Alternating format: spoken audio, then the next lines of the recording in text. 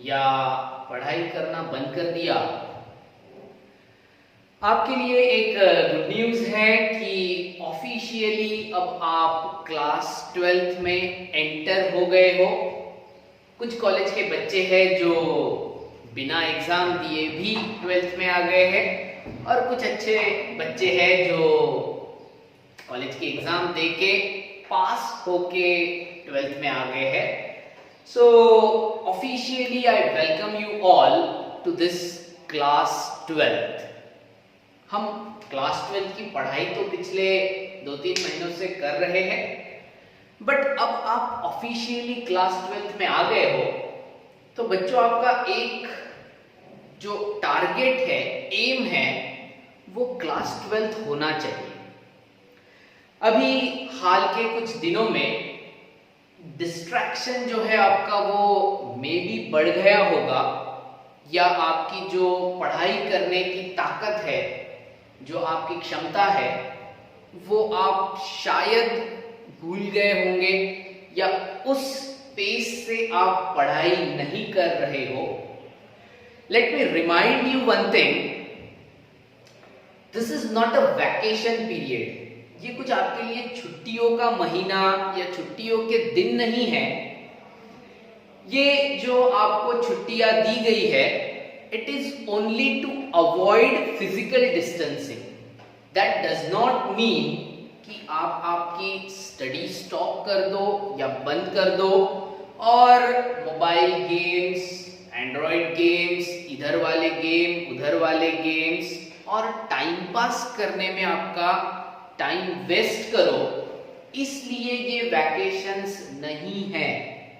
Let me very clear, आपका target fix है फरवरी 2021 में क्लास 12th की एग्जाम 100% होगी। इसमें आपको टाइम नहीं मिलने वाला है। So don't waste your time, don't distract your mind towards the activities happening here and there everywhere in the world. Just concentrate, focus on class 12th. बच्चों, कल ही मैंने एक न्यूज़ देखी। इंडिया की एक शूटर है तेजस्विनी सावंत, महाराष्ट्राची आहे, कोल्हापूरची आहे। ती टोकियो ऑलिम्पिकसाठी क्वालिफाय झाली आणि ऑलिम्पिक 1 वर्ष पोस्टपोन झाले, पण तरी तिने प्रॅक्टिस बंद नाही केली। ती रोज घरीच प्रॅक्टिस करते आहे आणि ऑलिम्पिक जरी पोस्टपोन झालं तरी तिचं असं म्हणणं आहे, हा मला प्रॅक्टिससाठी वेळ मिळाला। तुमच्या तर एग्जाम पोस्टपोन होणार नाहीये, क्लास 12th की एग्जाम पोस्टपोन नहीं होगी। सो आपको आपका पूरा ध्यान, पूरा फोकस 12th पे कंसंट्रेट करना है और उसके बाद आने वाली एंट्रेंस एग्जाम की तरफ वो आपका ध्यान आपको रखना है। मालूम है कुछ डिस्ट्रैक्शंस आते हैं, कभी कभी हम गिव अप कर देते हैं, बट वो गिव अप करने से पहले सोचो कि हम ये किस लिए कर रहे हैं। अभी ये जो पीरियड है ये बढ़ रहा है, हो सकता है वो और 2-3 महीने तक चले। आपके ऊपर कुछ रिस्ट्रिक्शंस रहेंगे, हमारे ऊपर रिस्ट्रिक्शंस आ जाएंगे, बट हमें रुकना नहीं है, थकना नहीं है, हारना नहीं है और पढ़ाई करते रहना है। क्लियर है बच्चों? जब भी कभी समंदर में तूफान आता है और जो समंदर में जाते हैं मछुआरे, उनको जब समंदर में जाना बंद कर दिया जाता है, स्टॉप कर दिया जाता है, तो वो अपनी फिशिंग नेट्स को प्रॉपर करने में लग जाते हैं। ऐसा नहीं है वो उनके लिए रेस्ट है, they just change the mode of work, थोड़ा सा अलग करके आने वाले दिनों में उसका कैसे अच्छे से हम इस्तेमाल कर सकते हैं उसकी तरफ वो ध्यान देते हैं। ऐसा ही कुछ आपको भी करना है। आपके क्लास 12th के लिए आप क्या क्या अच्छा कर सकते हो, कितने अच्छे से पढ़ सकते हो, उसकी तरफ थोड़ा सा ध्यान देना है, ठीक है? Okay, again once again I welcome you to this beautiful सा प्यारा सा चैनल भांडेसर एकेडमी, जहां पे हम डिस्कस कर रहे हैं केमिस्ट्री क्लास 12th का चैप्टर केमिकल काइनेटिक्स। और डिस्कस करते करते अब हम इस चैप्टर के एंड की तरफ जा रहे हैं, जहां पे हमने zero order first order reaction के लिए डेरिवेशंस देख लिए हैं। डेरिवेशंस देखने के बाद लास्ट वीडियो में मैंने आपको एक न्यूमेरिकल सॉल्व करके दिया था और एक आपको होमवर्क दिया था। अब कुछ और न्यूमेरिकल्स हम इस वीडियो में देखने वाले हैं, सो दैट आपका वो जो न्यूमेरिकल सॉल्व करने वाला एक पार्ट है वो क्रिस्टल क्लियर हो जाएगा, टोटली क्लियर हो जाएगा। कुछ लोग होंगे जिनको कैलकुलेशंस में डिफिकल्टी है, कैलकुलेशंस नहीं बन रहे हैं, तो वो ये वीडियो ध्यान देके देखे।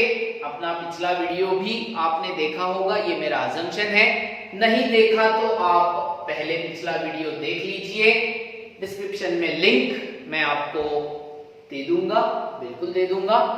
और अब हम आज का ये टॉपिक स्टार्ट करते हैं। आज सबसे पहले हम स्टार्ट करेंगे एक प्रॉब्लम के साथ। Let's say problem number 1। In a first order reaction, the concentration of reactant decreases from 20 millimole per dm cube to 8 millimole per dm cube in 38 minutes. In 38 minutes, find the half-life of reaction. Find the half-life of reaction. अब जो भी बच्चों को ये problem solve करके आता है वो वीडियो को पॉज कर ले और ये प्रॉब्लम को ट्राई करे, बाद में आपको इसका सॉल्यूशन मिलने वाला है, ठीक है? पॉज कर लिया, पॉज कर दो वीडियो को और इसको सॉल्व करने की कोशिश करो। हो गया? हो गया सॉल्व?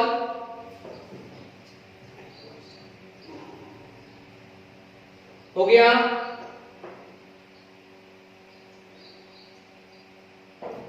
ओके, मैं सॉल्व करने जा रहा हूं, देख लो एक बार। In first order reaction the concentration of reactant decreases from 20। अब ये यूनिट यहां पे उसका कोई ज्यादा रोल नहीं है, ये सिर्फ आपको कंफ्यूज करने के लिए है। 20 से कितना हो रहा है वो 8, मतलब यहां पे इनिशियल कंसंट्रेशन जिसको हम बोलते हैं A0, इसकी वैल्यू है 20 मिलीमोल पर dm क्यूब। और 20 से ये डिक्रीज होते होते, कम होते होते कहां तक आ गया?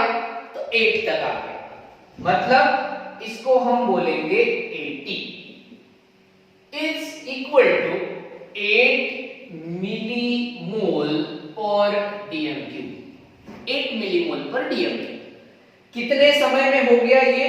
तो वहां पे दिया है 38 मिनट्स, इसका मतलब है t is equal to 38 minutes.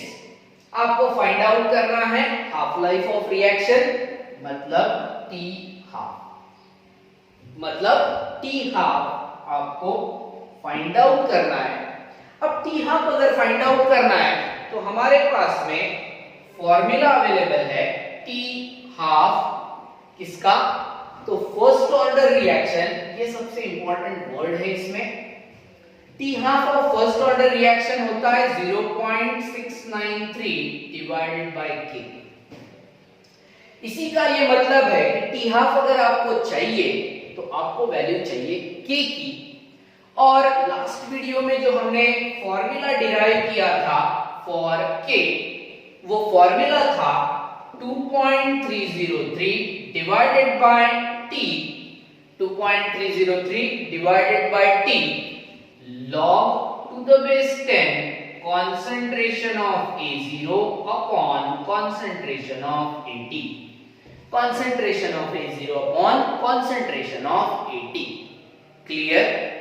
अब यहां पे 2.303 एज इट इज, टी की वैल्यू कितनी, तो जो भी टाइम दिया हुआ है वो दिया है 38 log टू द बेस 10।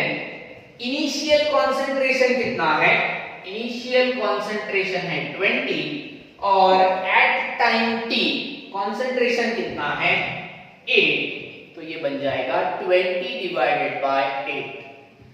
अब इसको आपको डिवाइड करना है, डिवाइड करते वक्त ध्यान रखो 2.303 डिवाइडेड बाय 38, तो इसका डिवीजन करते वक्त आप ये डेसिमल पॉइंट को थोड़ी देर के लिए साइड में रख सकते हो और डायरेक्टली 2303 डिवाइडेड बाय 38 ऐसे डिवीजन को परफॉर्म कर सकते हो, जिसके बाद आपका आंसर आएगा 0.060 और ये बन जाएगा आपके लिए log to the base 10 20 divided by 8, 20 divided by 8 answer आता है 2.5।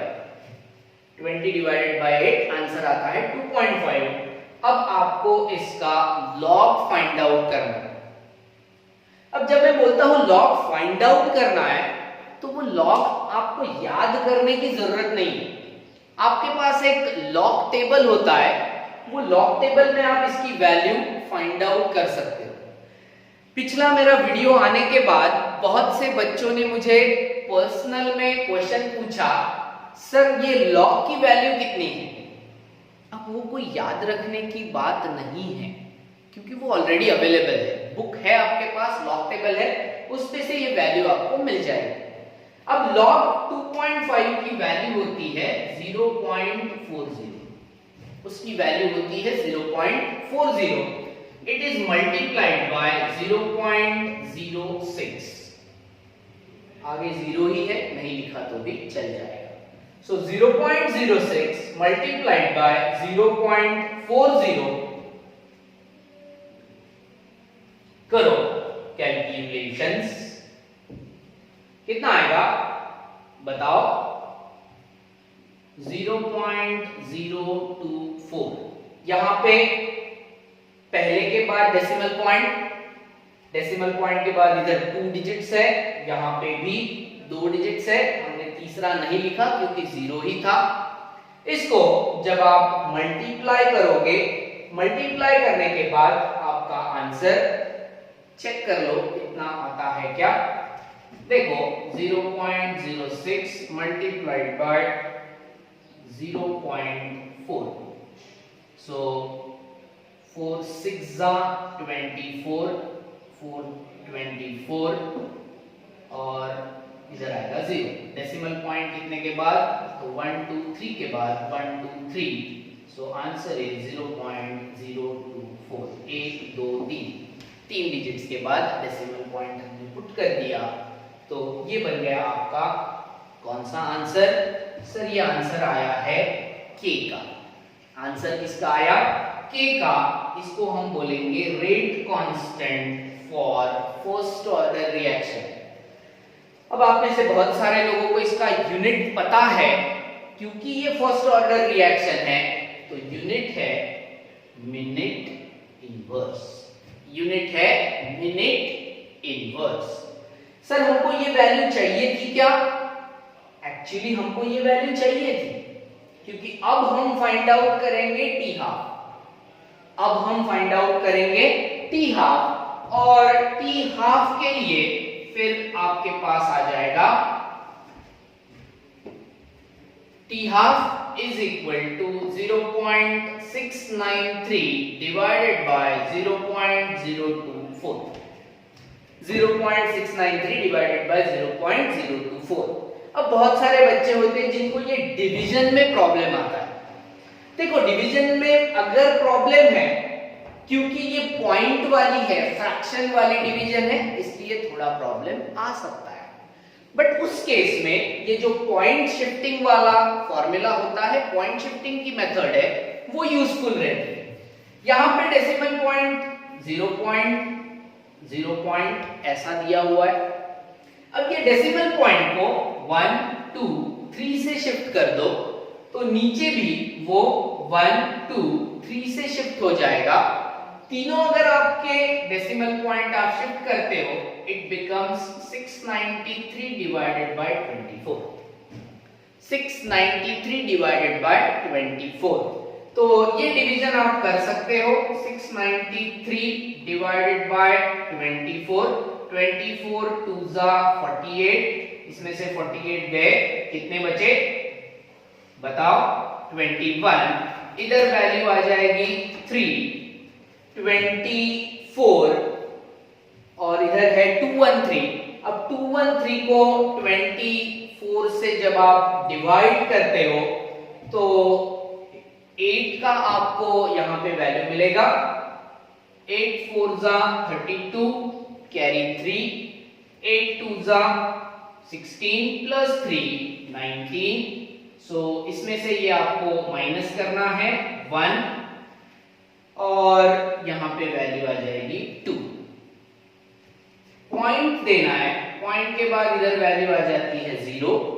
क्योंकि 693 खत्म हो गया इसलिए अब उसके बाद वाला पार्ट आएगा। तो आपका आंसर 28.8 के आसपास आता है। क्लियर? आपका आंसर 28.8, क्योंकि ये वैल्यू थी 213 तो 8 का डिवीजन आ गया था और ये भी 210 मतलब नियरर है। आंसर आएगा 28.8 मिनट्स। तो टी हाफ की वैल्यू क्या हो गई?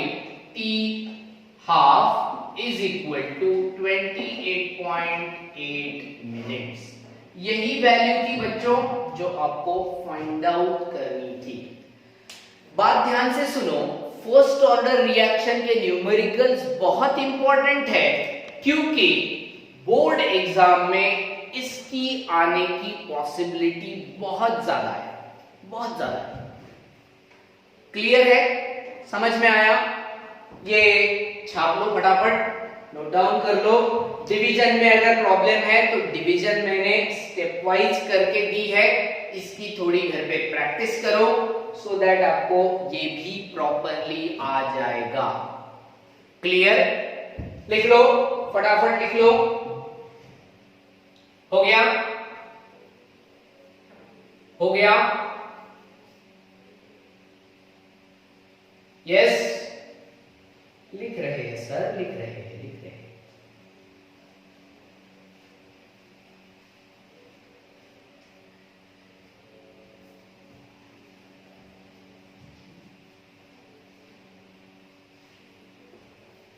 ओके, मैं इसको मिटाने जा रहा हूं। आई होप आपको ये प्रॉब्लम समझ में आ गया होगा, बन रहा होगा अच्छे से। न्यूमेरिकल्स सॉल्व कैसे करते हैं, कैलकुलेशंस कैसे करते हैं, लॉग कैसे फाइंड आउट करते हैं। लॉग कैसे फाइंड आउट करते हैं ये मैंने आपको क्लास में ही बता दिया था और उसी का यूज करके हमको ये प्रॉब्लम्स सॉल्व करने हैं। उसी का यूज करके हमको ये प्रॉब्लम्स सॉल्व करने हैं। अब हम देखने जा रहे हैं इसी के बेसिस पे एक और प्रॉब्लम जो आप बहुत जल्दी सॉल्व कर लेंगे, ऐसी मुझे उम्मीद है। आई होप आप ये प्रॉब्लम सॉल्व करोगे। प्रॉब्लम लिखो, find the half life of first order reaction. Find the half life of first order reaction. Find the half life of first order reaction if 20% of reactant, if 20% of reactant decomposes or decomposed in 33 minutes। देखो exactly same है। अब इसमें उसने जो express करने का तरीका है उसको चेंज कर दिया। वहां पे था मिलीमोल पर डीएम क्यूब, यहां पे अब वो बात कर रहा है इन टर्म्स ऑफ परसेंटेज। कितने परसेंटेज में वो कितने मिनट में कितना परसेंटेज कम कर रहा है। हमारे लिए इंपॉर्टेंट वर्ड है find the half life of first order. मतलब फिर से ऑर्डर कौन सी है? First order. First order reaction if 20% of reactant decomposed, यहां पे एक और वर्ड आ सकता है जिसको हम बोलेंगे डिक्रीजेस। यहां पे वर्ड आ सकता है डिक्रीजेस। डिक्रीजेस इन 33 मिनट्स, मतलब जो रिएक्टेंट का इनिशियल कंसंट्रेशन है उस कंसंट्रेशन से 20% का डिक्रीज होते होते टाइम लगता है 33 मिनट्स। आपको फाइंड करना है कि 50% कम होने के लिए कितना टाइम लगेगा। ठीक है, समझ में आया? अब देखो यहां पे हमको फिर से इसको सॉल्व करना है। सॉल्व करने के लिए सबसे पहले अब यहां पे सर इनिशियल कंसंट्रेशन कितना ले? डेफिनेटली आपको लेना पड़ेगा 100%। ठीक है सर, फाइनल कंसंट्रेशन कितना ले? और जो रिमेनिंग कंसंट्रेशन है, रिमेनिंग कंसंट्रेशन कितना? 20% कम हो रहा है तो बचा कितना? बचा है 80। अब कैलकुलेशंस है तो परसेंटेज को लिखने की जरूरत नहीं। Initial is 100, remaining is 80। Time कितना है? t is equal to 33 minutes और आपको फाइंड आउट करना है t हाफ is equal to question mark. उसके लिए आपको फाइंड आउट करना पड़ेगा k, क्योंकि फॉर्मूला है 0.693 divided bye k। 0.693 divided bye k। अब देखो यहां पे फिर से फॉर्मूला वही है कि हमको सबसे पहले फाइंड आउट करना है k। फॉर्मूला है 2.303 divided by t log to the base 10 concentration of A0 into concentration of divided by concentration of AT। t की वैल्यू कितनी है? t की वैल्यू है 33। 2.303 divided by 33 log to the base 10 100 divided by 80। 100 divided by 80। ठीक है, अब सबसे पहले आपको कैलकुलेशन करना है 2.303 डिवाइडेड बाय 33। 2.303 डिवाइडेड बाय 33, उसका आंसर आएगा 0.07। जेम्स बॉन्ड नहीं है, 0.07, 007 नहीं है, 0.07 ये हो गया। इधर ये 00 खत्म हो गया। 10 डिवाइडेड बाय 8 मतलब ये आएगा log to the base 10। 10 divided by 8 का आंसर 1.25। 1.25। देखो लास्ट प्रॉब्लम में यही वैल्यू आपकी 2.25 थी, यहाँ पे ये 1.25 है। अब आपको देखना पड़ेगा फिर 1.25 का लॉग। 1.25 का लॉग आता है 0.097। सर आपको कैसे पता चला? मैंने ये लॉग टेबल में देखा है, मैंने ये लॉग टेबल में देखा है। सो 0.07 मल्टीप्लाइड बाय 0.097, 0.097 करो मल्टीप्लिकेशन फटाफट और मुझे आंसर बताओ सटासट। सांगा लवकर answer. Yes anyone? Sir no one. Sir बहुत सारे। ओके, इज इक्वल टू 7 7 जा 49, कैरी 4, 7 9 जा 63, 67, ये ऐसा कुछ तो भी आएगा। डेसिमल पॉइंट कितने के बाद आ रहा है? 1 2 3 4 5। सो 1 2 3 4 5 के बाद ये आंसर आ रहा है 0.00679। अब इसको आप राउंड फिगर कर सकते हो 0.0068। ये वैलिड है, बोर्ड में भी आप ये कर सकते हो। अब ये वैल्यू किसकी मिली? तो ये वैल्यू मिली के की। ये वैल्यू मिल रही है के की। इसको डब्बे में डाल दो। यूनिट क्या रहेगा सर? यूनिट रहेगा minute inverse.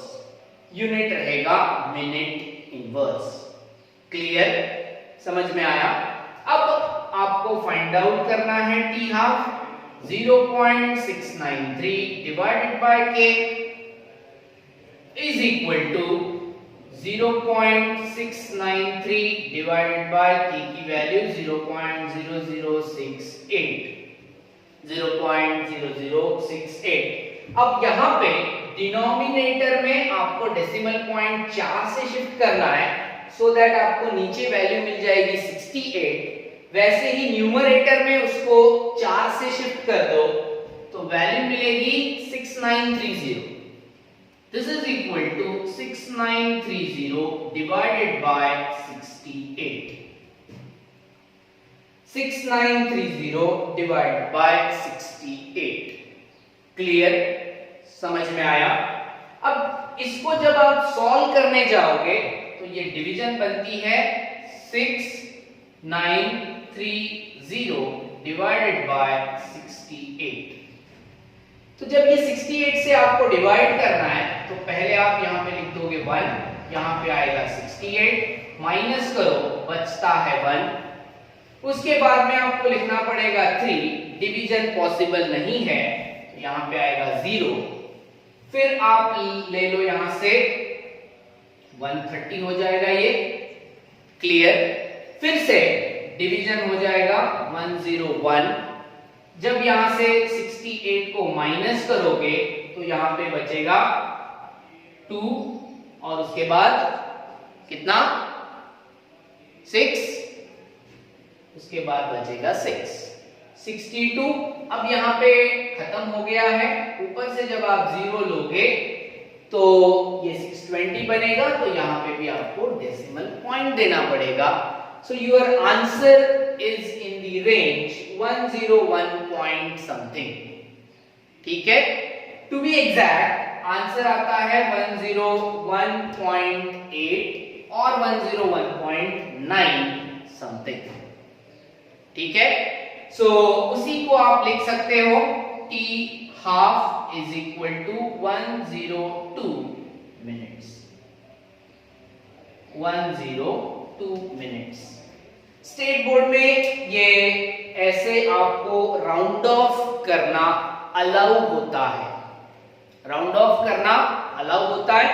So answer is 101.8, 101.9 और 102। ये रेंज आपको अलाउ है। आई होप आपको प्रॉब्लम समझ गए हैं। पक्का? पक्का? इससे रिलेटेड प्रॉब्लम्स आप सॉल्व कर सकते हो। खुद ही अपने प्रॉब्लम्स को क्रिएट करो, या अगर आपने टेक्स्ट बुक डाउनलोड की है स्टेट बोर्ड के वेबसाइट से तो उसमें भी प्रॉब्लम्स दिए हैं, उस प्रॉब्लम्स को ट्राई करो और आंसर्स मेरे को कमेंट में या पर्सनल व्हाट्सएप नंबर पे भी आप वो शेयर कर सकते हो। अगर आपको ये वीडियो अच्छा लगता है तो इसको प्लीज लाइक कीजिए, सब्सक्राइब कीजिए, बेल आइकॉन प्रेस कीजिए और इधर उधर भटकते मत रहिए, पढ़ाई करते रहिए। ठीक है? पढ़ना है, पढ़ेगा इंडिया तभी तो बढ़ेगा इंडिया। Bye bye.